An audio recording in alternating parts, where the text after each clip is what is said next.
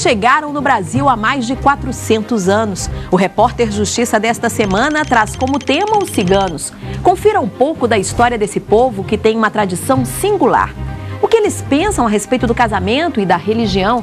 Gente com uma cultura própria e cheia de curiosidades.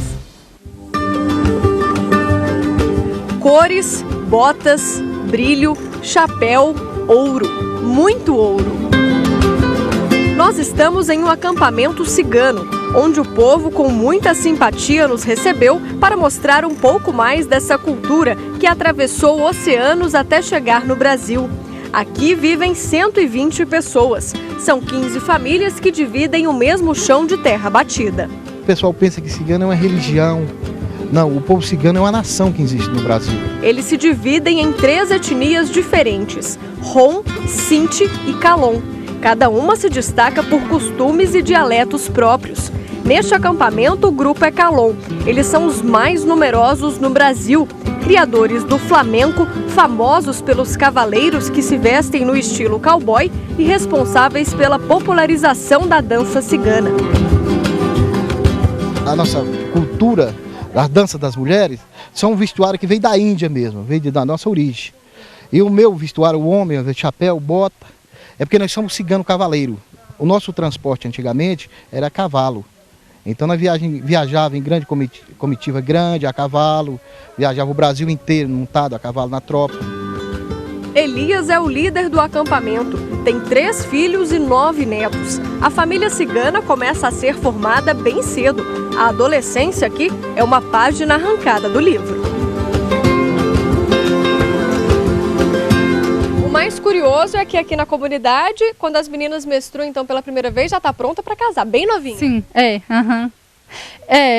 para te falar a verdade, nós temos até vergonha. Geralmente os homens nós não costumamos nem falar isso aí perto dos homens. Não, porque nós temos muita vergonha. 12, 13, 14 anos, a gente já casa. Aqui só casa na família, nós só casamos aqui um com o outro mesmo. Então é primo, tudo primo, vem um primo primeiro, primo segundo. Mas sempre é um compromisso. Você tem uma filha, eu tenho um filho, eu converso com você, nós se entende, e aí nossos filhos casam. Como é que é essa história de casamento arranjado, é isso mesmo?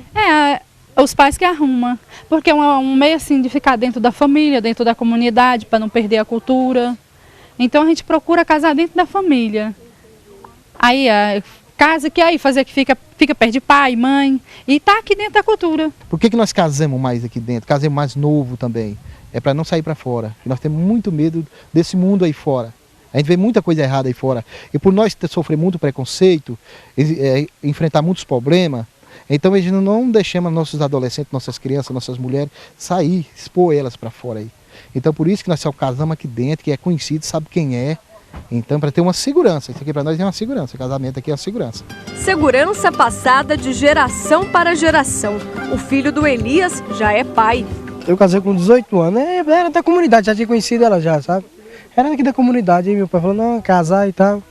Aí conversou com a mãe dela, com o pai dela, pegou e disse, então tá bom, vamos casar. Foi com 30 dias, mais ou menos, 60 dias, fez o casamento. E não podia namorar não, só podia chegar pelo menos perto depois do casamento. Pro irmão mais novo, que tem só 15 anos, falta só aparecer uma pretendente. Já tô perto de casar, só tá faltando arrumar uma mulher agora, né? Tá faltando uma prima aqui. Tá faltando uma prima pra mim aqui agora. A religião predominante entre os ciganos é o catolicismo, mas a religião que eles vivem mesmo no dia a dia é outra. Eu mesmo não tenho religião, a minha religião é a minha liberdade. Eu participo de qualquer religião chegar aqui e querer falar comigo, tudo bem, eu recebo. Logo que você está falando em nome de Deus, que eu sou fiel a Deus, tudo bem, para mim seja bem-vindo. A notícia dos primeiros ciganos vem da Índia. Com o passar dos anos, eles se espalharam pela Europa, mas lá nunca foram bem aceitos. A má fama perdura até hoje. Na Europa, há uma perseguição muito mais franca, discriminatória, inclusive violenta, com morte, com assassinatos, com enfrentamentos diários, né? E por mensagens que se manda dentro da nossa rede, mais de um cigano por dia é morto em confronto ou com policiais ou com populações são tratados às vezes como indigentes ou como marginais ou como criminosos, né? E na verdade eles estão defendendo seus grupos étnicos e a sua própria cultura. No Brasil, eles chegaram em meados de 1500, expulsos por um decreto dos governos de Portugal e da Espanha. Então eles chegaram nas primeiras caravelas, nas primeiras 50 caravelas, havia muitos ciganos. E muitos ciganos de origem Calon, que é uma das 3 etnias que nós temos no Brasil. Só que vieram muitos homens e de propósito, às vezes, eles afastavam os homens das mulheres ciganas, colocavam um numa cidade, outro em outras. E eles tiveram, então, um contato muito próximo com os índios. Eles se misturaram, se casaram, constituíram famílias, se multiplicaram, e a cultura cigana também sofreu uma primeira assimilação brasileira, né? Que foi alguns elementos da cultura indígena. Mas estamos lutando aí para sobreviver, levando ao conhecimento das autoridades, tentando levar, né? E é uma luta. O cigano, não só nós aqui de Brasília, como todo cigano no Brasil, sofre o preconceito e está em uma luta de sobrevivência ainda, que o cigano não é reconhecido no Brasil ainda como cigano. Hoje são quase 300 acampamentos espalhados pelo Brasil. A maioria fica nos estados da Bahia, Minas Gerais e Goiás. Este, no Distrito Federal, é fixo há mais de 3 anos e a rotina aqui é de muito trabalho. O dia a dia aqui é muito corrido, muito difícil. Porque aqui ninguém tem um emprego fixo, ninguém não tem um estudo ainda. A gente ganha a vida trabalhando, vendendo, a gente vive do comércio. Vende hoje para comer amanhã. Nossas mulheres vendem pano de prato, toalha de mesa, eu já vendo tapete, vendo cobertor. Trabalho com isso, vendo alumínio, vendo panela. Algumas também têm um dom especial, trabalham lendo o futuro e os clientes são selecionados. A pessoa que vem aqui eu leio, mas para mim ficar na rua eu não gosto. Tem muita gente que não acredita, não gosta de cigano, fala que cigano é mentiroso, que cigano é só para pegar dinheiro dos outros, não sei o que, eu já ouvi isso. Por conta do preconceito, essa comunidade Calon mantém viva uma antiga tradição, ter o próprio dialeto. Nós temos a Chibe. A Chibe foi criada já pelo nosso idioma mesmo, foi criado pelo cigano Calon. Ela não tem escrita. Muitas pessoas nos procurou para escrever no dicionário, mas nós não queremos, nós nunca quis. Sempre nós escondemos a nossa língua, porque nós usamos ela como a nossa defesa. Essa linguagem nossa, nós não podemos assim, produzir para outras pessoas. Para mim passar isso para você, eu tinha que pedir uma autorização do meu marido. Essa língua é segredo guardado a 7 chaves. O destino dessas pessoas é incerto. A ideia é manter este acampamento fixo. Eles esperam a regularização do terreno e só saem daqui se alguma tragédia acontecer, como, por exemplo, a morte de um integrante do grupo. Isso, na cultura dos ciganos, é motivo suficiente para largar tudo para trás. Aqui nós não temos herança. Nós não deixamos herança do que morreu, entendeu? É assim, se um de nós morre aqui, durante 1 ano nós não comemos carne. Não comemos carne. Não vestimos, que nem o pai, a mãe, ou se for mais chegado, não vestimos vermelho, vestimos um luto preto. O dia que morrer um nosso aqui, nós não ficamos aqui mais. Entendeu? Nós vamos embora. Porque aqui representa grande lembrança isso aqui. Então é regra. O dia que morrer um nosso aqui, nós não ficamos mais nesse acampamento. Aí já muda para outro lugar. Isso é por isso que eu estou te falando, cigano não tem herança. Entendeu? Aí a gente entrega para outro povo, para outra comunidade, se quis no caso. Outra comunidade pode vir morar aqui. E veja a seguir os preconceitos sofridos por um grupo que luta para manter costumes nada aceitos pelas sociedades tradicionais. É só um instante. O comércio foi e continua sendo a principal forma de sobrevivência dos ciganos.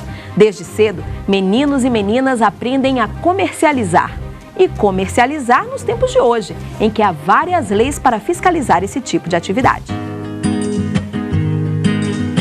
Os meninos, desde muito novos, já aprendem a comercializar as mercadorias. Trabalho viajando, vendendo as coisas, as confecções, panela, cobertor, tudo. Eu já nasci, foi bem dizer, dentro de um carro, porque não tem condição. Eu não bem dizer, eu nasci foi dentro de um carro, já nasci viajando. O cigano tem um dom de sabedoria, o cigano vive do comércio. Viver do comércio informal antigamente era mais fácil. Com as leis e a fiscalização, até o sustento das famílias está ameaçado. Esse grupo de Brasília, ele vai comprar tapetes e outros produtos na Bolívia. Né?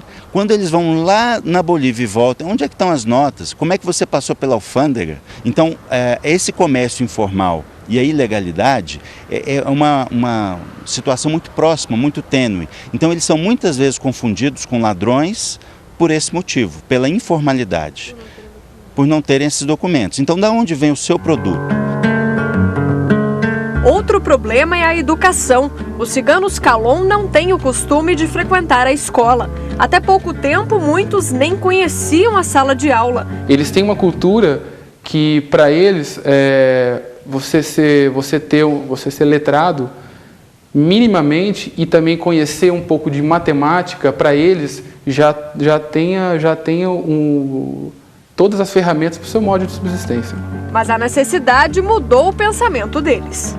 Eles perceberam, pelo menos aqui no grupo de Brasília, que se eles não forem alfabetizados, as contas de matemática eles não vão saber fazer e vão ser enganados. E eles têm para si que a grande vocação, eles dizem, a vocação que Deus nos deu foi comerciar. Se o comércio é a vocação e eu não sei fazer contas, e os produtos agora são ofertados pela internet ou por outras mídias que eu não domino, então eu vou acabar. Eles se deram conta que vão desaparecer no dom maior que eles têm. Se o melhor que vocês têm hoje é impossível e vocês vão ficar para trás, então como sair disso? Pela educação. Mas como começar a alfabetização na adolescência? A gente já sofreu preconceito com professor, com diretor de escola, mas não são maiorias. Mas é dentro da escola mesmo, assim, eu chego numa escola, eu vou ter uma criança aí de 12, 13 anos, vai estudar pela primeira vez. Ele vai estudar com uma criança de 7. Então fica muito difícil. Aquela criança de 7 que está lá não vai estudar, que lá fica olhando para aquele menino. Vai estar na primeira série, um rapaz desse tamanho, e ele vai ficar olhando para aquela criança de 7. Então houve um confronto. E sempre os meninos vão para a escola de bota, chapéu. Então você chega na escola, é chamativo. Aí ninguém quer estudar, todo mundo quer falar com você, uns quer te entender, outros já quer te xingar. Era a maior conversa e tal, assim, falando que nós éramos os grandão, analfabeto, e preconceito com o nosso vestuário. E aquilo incomodava nós estudar, ficar meio esquisito, nem prestar atenção na aula. Então para nós aquilo era difícil para aprender. Aí a gente decidiu sair do colégio. A consequência não poderia ser outra. Os dados indicam que aproximadamente 90% da população cigana no Brasil é analfabeta do ponto de vista da educação formal. E, obviamente, que é uma preocupação do Estado, uma estratégia para reverter isso. E que passa pelo que a gente colocou, o acesso à escola e o combate à discriminação no ambiente escolar. Se a escola traz um modo de educação que acaba impondo as ideias, você cria um choque, você cria uma barreira que faz com que as crianças não queiram mais frequentar essas escolas. Se não há uma preparação por parte da própria escola, do corpo docente, para pegar a realidade da comunidade étnica, da minoria étnica cigana e se adequar àquele modo, fatalmente vai ter uma repulsa a esse tipo de educação.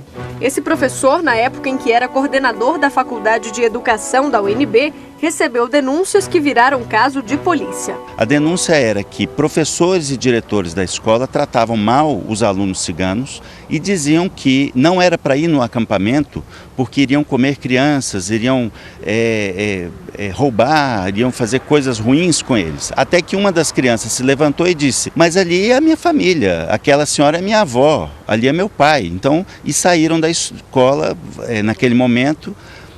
E aquilo gerou um processo judicial. Para comercializar ou até fazer a matrícula em uma escola é preciso ter pelo menos um documento. Essa é uma das maiores dificuldades dos ciganos. Vivia viajando o Brasil inteiro, pelo mundo, e ficava difícil chegar a um cartório e tirar um documento. Mesmo com a segurança do cartório. O cartório não ia tirar um documento com uma pessoa que nunca viu. E a gente até compreendia isso, mas a gente sofreu muito com isso. Muitas das vezes morreu gente da nossa família, ficou muito difícil de enterrar. Esse problema no Distrito Federal foi minimizado depois que o governo fez um mutirão e eles conseguiram emitir um documento. A identidade, por exemplo, que para nós é tão comum, para eles é a garantia de acesso a direitos básicos como a saúde. Chega lá fazer um prontuário, fazer uma consulta, não tem documento, não tem identificação, então sofremos muito com isso. Apesar de todos esses problemas, as famílias ainda assim permanecem unidas e lutam para que a tradição não se perca em meio às dificuldades. Nesse acampamento, 120 pessoas dividem um único banheiro. A infraestrutura aqui, você fala, é na poeira, é na lama. Então nossas crianças, a maioria é doente aqui, mas da poeira aqui, essa estrada que passa muito carro, é muita poeira. Então as barracas não tem nenhuma segurança, assim, para se portar, entendeu? A gente pretende fazer alguma coisa para melhorar a comunidade aqui, porque eles não permitem a gente construir nada aqui. E no próximo bloco, existe lei específica para essa minoria? A resposta daqui a pouco. O Brasil não tem uma lei específica para garantir direitos aos ciganos. O que acontece é que eles são amparados por políticas públicas direcionadas às minorias.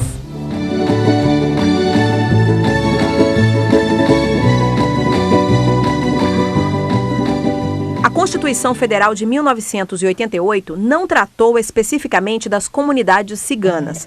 No entanto, a Carta Magna, nos artigos 215 e 216, fala em pleno exercício dos direitos culturais, do respeito à diversidade. O país conta ainda com o Decreto 6.872 de 2009. Ele aprovou o Plano Nacional de Promoção da Igualdade Racial e o Comitê de Articulação e Monitoramento. Nesse decreto consta, inclusive, que deve ser implementado o Programa Saúde da Família em aldeias indígenas, comunidades quilombolas e acampamentos ciganos, e medidas de segurança que atendam essas minorias. A educação dos ciganos, por exemplo, traz especificidades. O tipo de conhecimento é outro, a importância para o que deve ser aprendido varia, e normalmente eles optam por não levar as crianças à escola. Ensinam nas próprias comunidades. E como fica essa situação da criança não frequentar a sala de aula do ponto de vista legal? O governo não interfere ainda nesse tipo de atitude. Eles têm esse respeito à diferenciação cultural, é algo que o governo tem que se ater. Principalmente porque essa cultura deles tem esses valores que trazem um nomadismo. Essa é uma cultura tradicional, onde o Estado acaba por não interferir, por ter essa noção, essa especificidade. É uma cultura própria da minoria étnica cigana. Então, o que se busca hoje, que o governo deveria produzir e fazer, é olhar para esse tipo de cultura, analisar que essa é uma cultura muito tradicional deles e não interferir de modo a impor algo, e sim se adaptar àquilo. No Distrito Federal, o projeto Tenda Escola é uma adaptação. A lona está montada no acampamento. É uma espécie de educação de jovens e adultos. Hoje são 40 alunos. Olha o diferencial nas atividades para atender a rotina deles. As aulas ocorrem 3 vezes por semana. Isso porque, normalmente, na sexta-feira, eles viajam para comercializar produtos em outras localidades. São pais, mães, filhos, netos, todos juntos. O chão ou o grão no chão, o pão na mão. A mão no pão, o pão na mão, o pão no chão, não. Não tá muito difícil não, né, que pela força de vontade da gente, então não acha difícil. Nós estuda matemática, português, geografia, tem uns que tem dificuldade, mas vai aprendendo, né, devagarzinho, às vezes não sabe, a professora vem, ensina, aí não fica tão difícil não, mas tá aprendendo devagarzinho. A gente hoje já sabe ler um pouco, não muito, né, mas já lê algumas coisas. Então tem diferença, que às vezes eu saía para algum lugar aí, eu pedia, eu sempre procurei alguma coisa dentro das políticas públicas, e eu tinha que mandar os outros para ler alguma coisa para mim. Hoje não, eu pego lá dentro algum papel, algum lugar que eu vou, já sei ler. Então a diferença é grande. E eles pensam em ir longe. Olha só os planos do Rogério. Eu nunca teve um cigano assim, raramente, igual eu falei, um cigano advogado, um cigano delegado, então isso eu não tenho, a gente influi, a gente tem, entendeu? Você pode ser o primeiro, quem né? sabe, né? E eu quero estudar, eu quero fazer faculdade, eu quero... Se alguma coisa... faculdade, estudar o direito, né? Estudar direito, se é alguma coisa na vida, né? Isso para nós é importante ter um delegado, um advogado, para nós é uma grande satisfação, né? No ano passado, entrou em vigor uma resolução do Conselho Nacional de Educação que orienta as escolas a como proceder no caso de crianças em situação de itinerância, como os ciganos, os circenses. A norma determina que a matrícula deve ser feita ainda que não apresente o comprovante de residência, até porque eles normalmente não têm. Outra coisa, caso não haja uma declaração para indicar qual série deve frequentar, a criança deve ser avaliada e matriculada na série correspondente à idade. Nesse sentido, o MEC este ano já começou a produzir material para escolas, no Dia Nacional do Cigano, divulgando a cultura cigana e falando dos seus direitos. O outro é garantir que o gestor lá na ponta, ele cumpra a legislação, que garante a qualquer comunidade itinerante o direito de frequentar a escola formal. Para além disso, os ciganos têm demandas de terem escola própria. Talvez uma escola itinerante como o grupo. Eu acho que é algo que futuramente será viável, na medida em que eles tiverem ciganos se preparando e se capacitando para serem professores, né? A questão da falta de documentação complica desde os primeiros anos de vida. As ciganas têm os filhos nos acampamentos. Sem o papel do hospital, não conseguem a certidão de nascimento. Sem documento, também não podem casar. O que fazem é morar juntos, até porque, se fossem oficializar a união, precisariam seguir algumas regras. O Código Civil permite o casamento a partir dos 18 anos e para os que têm 16 e 17, só com autorização dos pais. Com relação à saúde, também houve avanços para adaptar o atendimento. O Ministério da Saúde conseguiu sanar em termos esse tipo de fato. Existe um respeito muito maior à vida do que você se ater a um aspecto formal, que seria um comprovante de residência. Mas há detalhes que exigem uma atenção especial e isso ainda não é regra. As mulheres ciganas, pela tradição, devem ser consultadas por médicas. Médicos nem pensar. Com isso, eles vão em busca de alternativas. O atendimento não está completo ainda, mas a gente agendemos alguma coisa. Às vezes vai lá no posto de saúde, já explica que dia que tem uma médica mulher, entendeu? E é por aí. Eles não podem fazer o que a gente pede, mas a gente procura ajeitar aquilo ali, fazer um padrão dentro da organização deles lá. Se chega um médico homem aqui para poder fazer uma entrevista com ela, elas não vão falar com ele. Não adianta nem vai, que a cultura não permite. Neste acampamento no Distrito Federal, eles contam com água, luz, mas a situação da moradia ainda é precária. Por esses e outros motivos, eles esperam que um dia possam contar com uma lei específica, um Estatuto do Cigano. O texto tramita no Congresso Nacional. Essa é uma tarefa que, sem dúvida nenhuma, é uma tarefa do Estado. É uma tarefa que o Estado deveria se ocupar de produzir e levar a essa minoria étnica os direitos sociais e fundamentais, sendo que com certeza a imposição de certas políticas públicas que não se revestem da multiculturalidade, das questões tradicionais ciganas, acaba fazendo com que o Estado imponha certas práticas e condutas que não são da própria regras de conduta da minoria étnica cigana.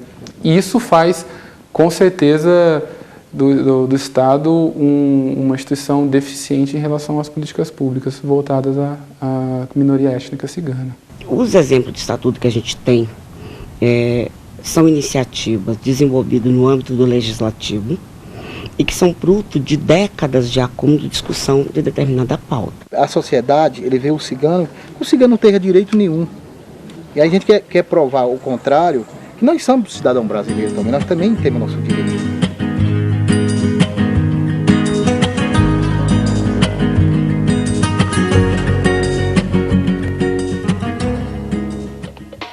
E o Repórter Justiça termina aqui. Quer participar do programa? Então escreva pra gente e envie a sua sugestão. O nosso e-mail é repórter.justiça@stf.jus.br. Semana que vem tem mais um tema do seu interesse. Até lá!